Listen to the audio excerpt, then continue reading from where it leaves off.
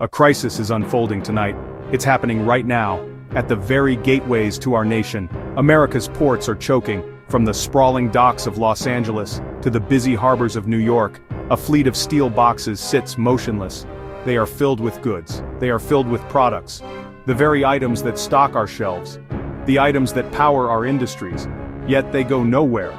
This isn't just a logistical problem, it's a full-blown economic emergency, a self-inflicted wound.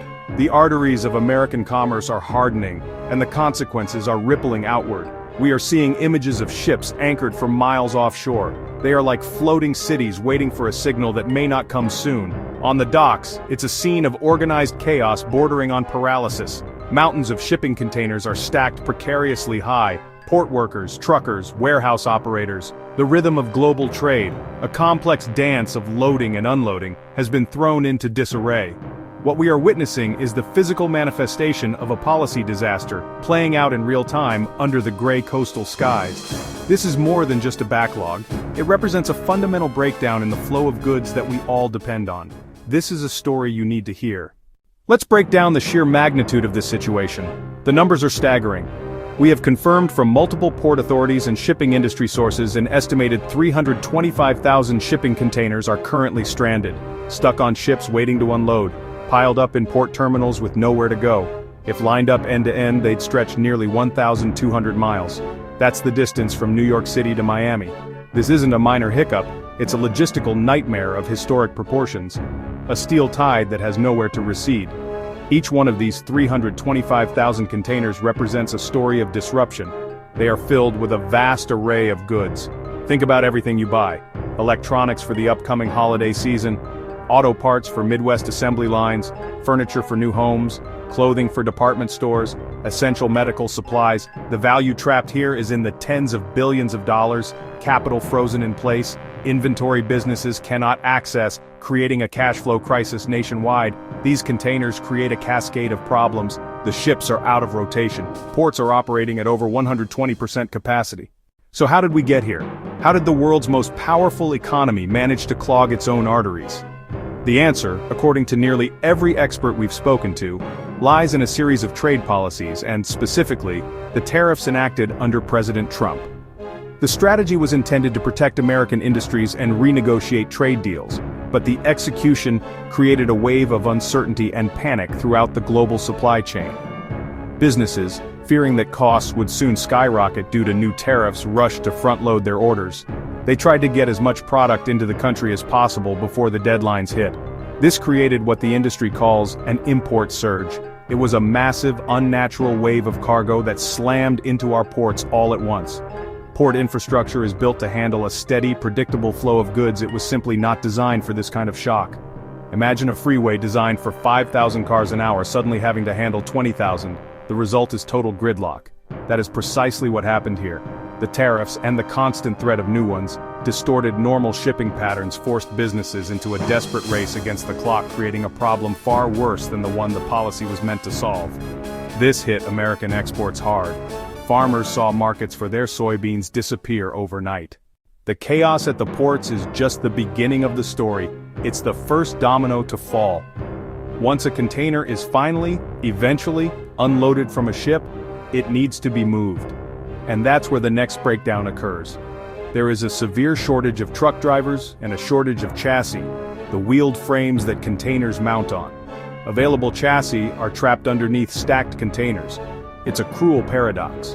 Equipment needed to clear the backlog is buried by the backlog itself.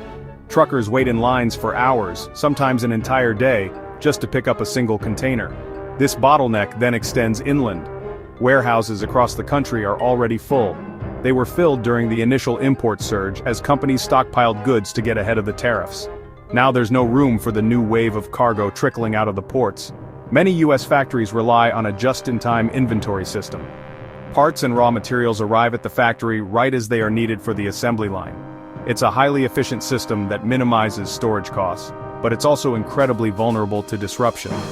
With parts stuck in containers at the ports, assembly lines are grinding to a halt. We're hearing from electronics companies that can't finish building their products. This isn't just about imported consumer goods, it's about the very components that fuel American manufacturing. Ultimately, The entire supply chain, a system built on speed and reliability, is now defined by delay and uncertainty. What was once a seamless flow has become a treacherous and expensive obstacle course. This crisis, born in the corridors of power visible on the docks, is now making its way to every American household.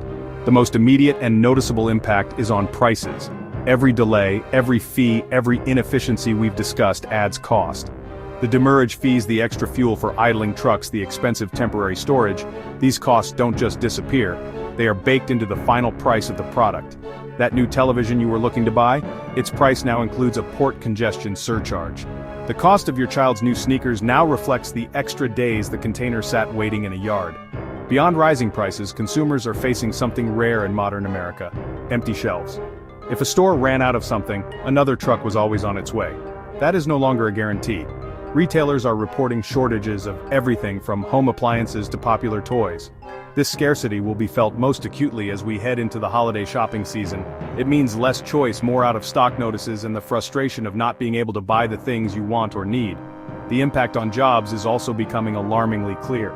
This isn't a theoretical economic model, it's real people losing real wages because the system that supplies their workplace has been broken. To truly understand this crisis, you have to listen to the people on the front lines. Their voices paint a picture of frustration and desperation.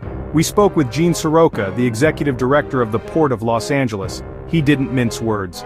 We are witnessing a crisis of the industry's own making, fueled by policy decisions that created a bullwhip effect in the supply chain.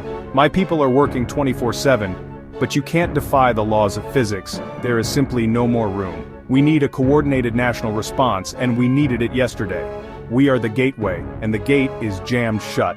The view from the cab of a truck is just as grim. We talked to Maria Rodriguez, an independent trucker who has been hauling containers for 15 years. It's never been this bad, her voice heavy with fatigue. I used to be able to do 2 runs a day, sometimes 3 runs a day. Now I'm lucky if I can get one. I sit in line for 8 hours, 9 hours, burning fuel, making nothing. David Chen owns a small chain of electronics stores in the Midwest. He placed his holiday orders months ago, but his merchandise is now sitting in one of those 325,000 containers. I have empty shelves. As America stands at this critical juncture with its economic arteries clogged, the pressing question is, what happens now? There are no easy fixes. In the short term, experts are calling for a massive, coordinated logistical effort. This includes setting up temporary pop-up container yards away from the ports to relieve pressure. It means extending gate hours to 24/7 operations, though that is only effective if warehouses and truckers also operate around the clock. Some have proposed bringing in the National Guard to help with logistics and traffic management, a drastic step that highlights the severity of the situation. These are all triage measures, designed to stop the bleeding. Looking further ahead, the solution must address the root cause: the trade policy itself. Many economists and industry leaders are urging the administration to provide clarity and stability. This means a suspension or a clear long-term rollback of the tariffs that caused the initial panic and import surge. Businesses need predictability to restore normal ordering cycles. A stable trade policy would allow the unnatural wave of cargo to subside, giving the ports and the entire logistics network a chance to catch their breath and clear the monumental backlog. Without this, we are simply treating the symptoms of a disease that continues to rage. The clock is ticking.